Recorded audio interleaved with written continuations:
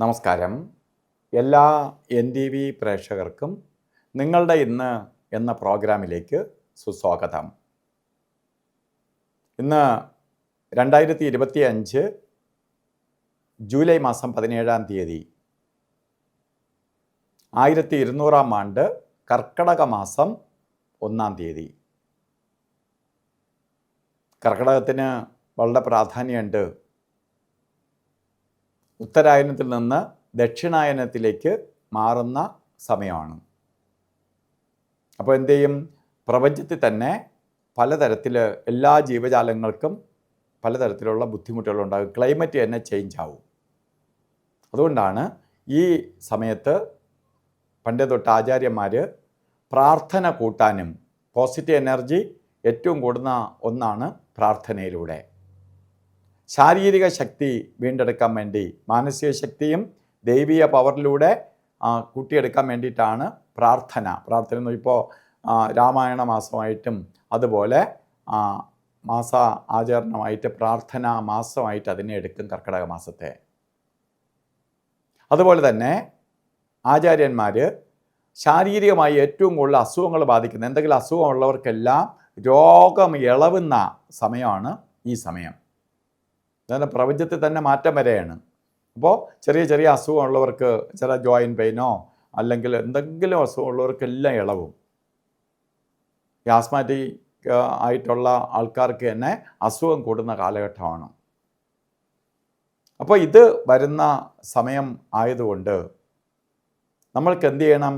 ഇതിനെ അതിജീവിക്കാൻ വേണ്ടിയാണ് ആചാര്യന്മാർ ശരിക്കും കർക്കിടക ചികിത്സ, അതുപോലെ കർക്കിടക ചികിത്സയ്ക്കൊപ്പം തന്നെ നമുക്ക് കർക്കിടക കഞ്ഞി ഇവയൊക്കെ നമ്മൾ കൊടുത്ത് ഈ ദോഷത്തിൽ നിന്ന് ത്രിദോഷങ്ങളെയും വാതം പിത്തം കഫം ഈ ത്രിദോഷങ്ങളിൽ നിന്നും നമുക്ക് അതിജീവിച്ച് പോകാൻ വരുത്തും.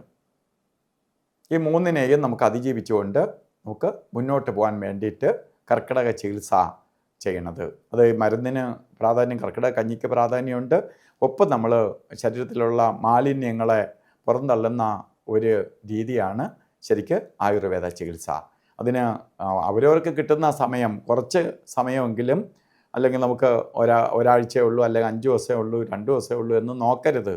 നിങ്ങൾ കുറച്ച് കർക്കിടക കഞ്ഞിയും കഴിച്ച് ഇതും ചെയ്യണമെങ്കിൽ 1 വർഷം നിങ്ങൾക്ക് ഇതിൻ്റെ എനർജി നിൽക്കും. അതിനു വേണ്ടി ഈ സമയത്തെ വിനിയോഗിക്കുകയും കൂടി ചെയ്യുക. ഇപ്പോൾ കർക്കിടകം 1 അതിനൊപ്പം ഇന്നത്തെ നല്ലൊരു ദിവസമാണ്. നമുക്ക് ഓരോ കാര്യങ്ങൾക്ക് ഈ ദിവസം എടുക്കാം. കാരണം നമുക്ക് 2 കാര്യങ്ങൾ. ഒന്ന്, നക്ഷത്രം രേവതി നക്ഷത്രമാണ്, നല്ല നക്ഷത്രം, വ്യാഴാഴ്ച. അതുപോലെ ബർത്ത്ഡേ വന്നിട്ടുള്ളവർ, കർക്കിടക മാസത്തിലെ രേവതി നക്ഷത്രം ബർത്ത്ഡേ ആയിട്ട് വന്നിട്ടുള്ളവർക്ക് 1 വർഷത്തെ ഫലത്തെ ചിന്തിക്കുമ്പോൾ നിങ്ങൾക്ക് ശരിക്കും പറഞ്ഞാൽ ഭാഗ്യദായകമായ 1 വർഷം തന്നെയായിരിക്കും. കാരണം സന്തോഷപ്രദമായ കുറേ കാര്യങ്ങൾ നിങ്ങൾക്ക് ചെയ്യാൻ പറ്റും. സാമ്പത്തികമായിട്ട് പുരോഗതി ഉണ്ടാവും. ബാധ്യതയിൽ നിന്നൊക്കെ രക്ഷപ്പെടും. കടബാധ്യതയിൽ മുഴുകി കിടക്കുന്നവർക്ക് അതിൽ നിന്ന് കുറച്ചേറെ മോചനം ഉണ്ടാവും. അതുപോലെ ജോലിയിൽ തകർച്ച അനുഭവിച്ചുകൊണ്ടിരിക്കുന്നവർക്ക് ജോലിയിൽ പുരോഗതി വരും. പ്രൊമോഷൻ കിട്ടും. മറ്റ് ഇൻക്രിമെൻറ്റുകൾ ബ്ലോക്കായി കിടക്കുന്നവർക്ക് കിട്ടും. സാമ്പത്തിക കുടിശ്ശികയായിട്ട് നിൽക്കുന്നവർക്ക് സാമ്പത്തിക നേട്ടം വരും. ഇതിനെല്ലാം കൊള്ളാവുന്ന ഒരു വർഷമാണ് നിങ്ങൾക്ക്. അതുപോലെ ഇന്നും ഓരോ കാര്യത്തിന് ഇറങ്ങുമ്പോൾ രാവുകാല സമയം നോക്കി യാത്ര തിരിക്കുന്നത് നന്നായിരിക്കും. രാവുകാല സമയം 1:30 മണി മുതൽ 3 മണി വരെ എന്ന് കലണ്ടറിൽ രേഖപ്പെടുത്തിയിട്ടുണ്ടെങ്കിലും 2 മണി 4 മിനിറ്റ് തൊട്ട് ആരംഭിക്കും. അതേപോലെ 2 മണി 4 മിനിറ്റ് തൊട്ട് 3 മണി 38 മിനിറ്റ് വരെ ആണ് രാവുകാല സമയം. ഈ സമയം ശുഭയാത്രയ്ക്കെടുക്കരുത്. അതുപോലെ തന്നെ ഗുളികകാല സമയവും യമകണ്ഠ കാല സമയവും, ഈ 2 സമയവും ഒരു ശുഭകാര്യത്തിനും എടുക്കരുത്. ഗുളികകാല സമയം വരുന്നത് 9:23 തൊട്ട് 10:57 വരെയും, യമകണ്ഠകാല സമയം വരുന്നത് 6:15 തൊട്ട് 7:49 വരെയും. ഈ സമയം ഒരു ശുഭകാര്യങ്ങൾക്കും എടുക്കരുത്. ഇന്നും അഭിജിത്ത് മുഹൂർത്തം പറഞ്ഞത് 12 മണി 7 മിനിറ്റ് തൊട്ട് 12:55 വരെ 48 മിനിറ്റ് നേരം ഉള്ളതിൽ ഉച്ചയ്ക്ക് 4 ഈ ഇടയ്ക്കുള്ള 4 മിനിറ്റ് പോയിട്ട് 44 മിനിറ്റും നമുക്ക് എല്ലാ ശുഭകാര്യങ്ങൾക്കും എടുക്കാം. ഇന്ന് ഓരോ കാര്യത്തിന് പോകുമ്പോഴും വസ്ത്രധാരണത്തിൽ സൂക്ഷിക്കണം.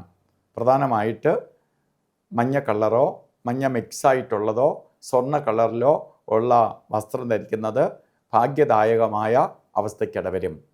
എല്ലാവർക്കും മഹാഗുരുവിൻ്റെ അനുഗ്രഹത്താൽ നല്ലത് വരട്ടെ എന്ന് പ്രാർത്ഥിച്ചുകൊണ്ട് നിർത്തുന്നു. നന്ദി, നമസ്കാരം.